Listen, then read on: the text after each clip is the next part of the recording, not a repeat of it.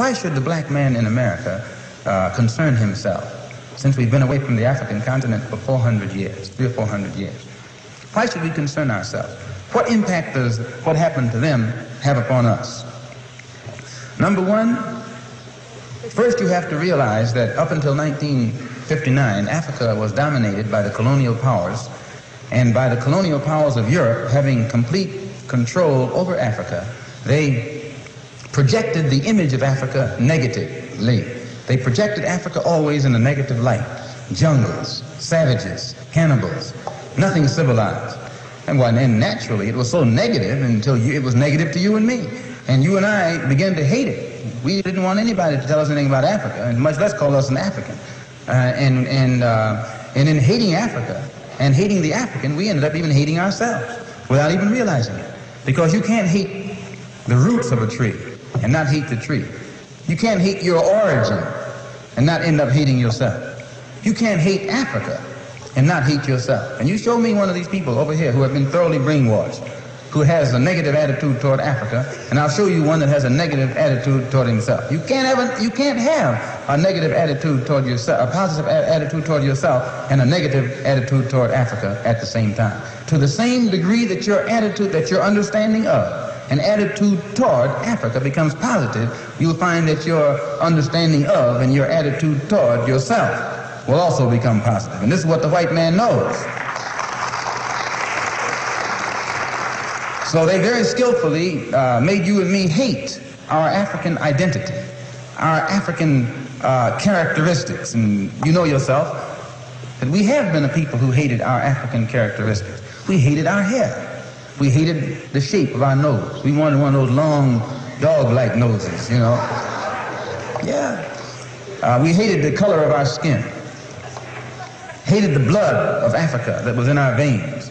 And in hating our features and our skin and our blood, why we had to end up hating ourselves. And we hated ourselves. Our color became to us a chain. We felt that it was holding us back.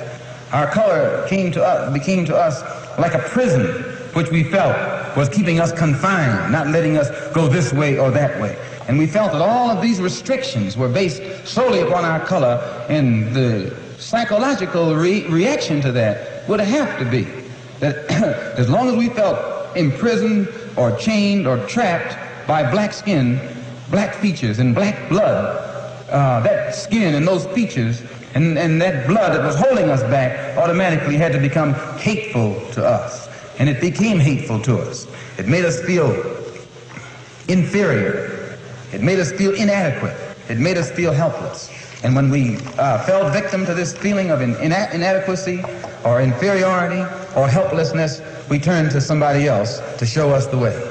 We didn't have confidence in another black man to show us the way, or black people to show us the way. In those days, we didn't. We didn't think a black man could do anything but play some horn, you know, some sounds, and make you happy with some songs, and in that way. But in serious things, where our food, clothing, and shelter was concerned, and our education was concerned, we turned to the man.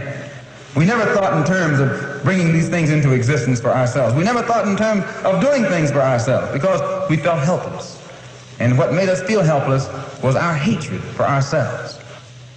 One of the things that made the black Muslim movement grow was its emphasis upon things African. This was the secret to the growth of the black Muslim movement. African blood, African origin, African culture, African ties.